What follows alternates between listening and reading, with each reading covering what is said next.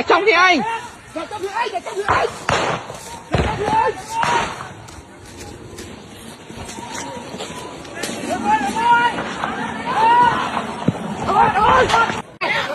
Hai, khép.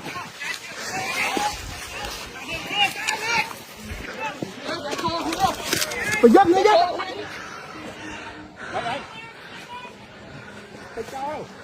Thịt chợ nó biết chơi nhóm mình. Một cái bánh của lấy tiêu pin của anh. Thôi sao bánh tới. Thôi pin Tiêu pin như thành tòa viên mình. Thôi nó pin mà. Bỏ à. Đó ta. Bỏ bánh kia.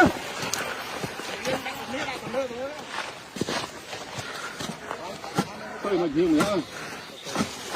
Mơ cái này nhá, mơ cái này nhá. À này. Bỏ cái bánh.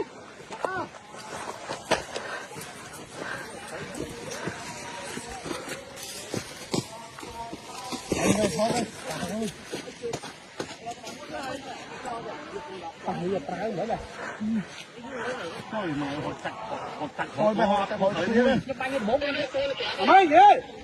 Kìa nó đi, không nó đâu.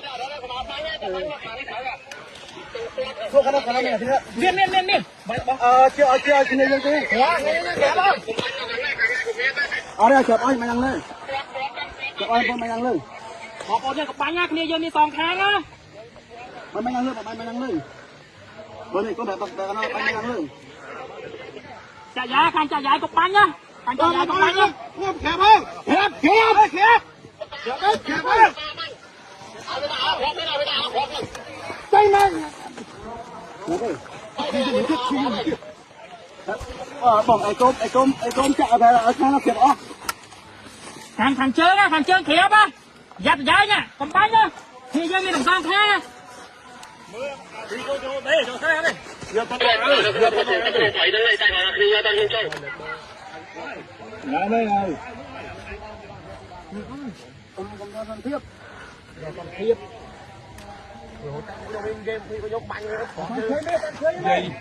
Dây dọ hít ngang lấy quạt hít mình.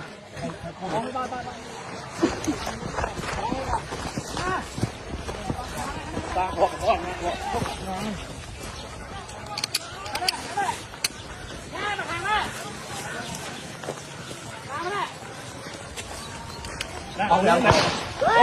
Cục bánh.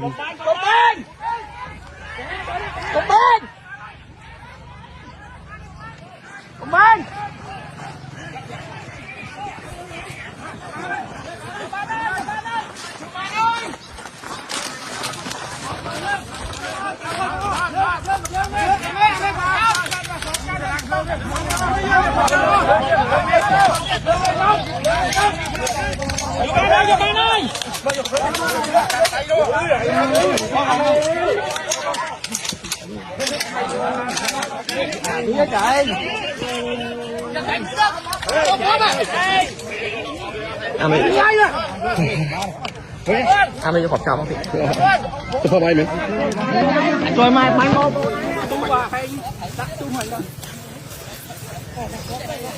Ba mấy bà.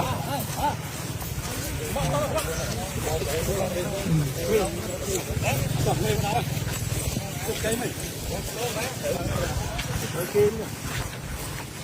này một thôi theo bóc bạn không bị khói mà bánh ra nó có buông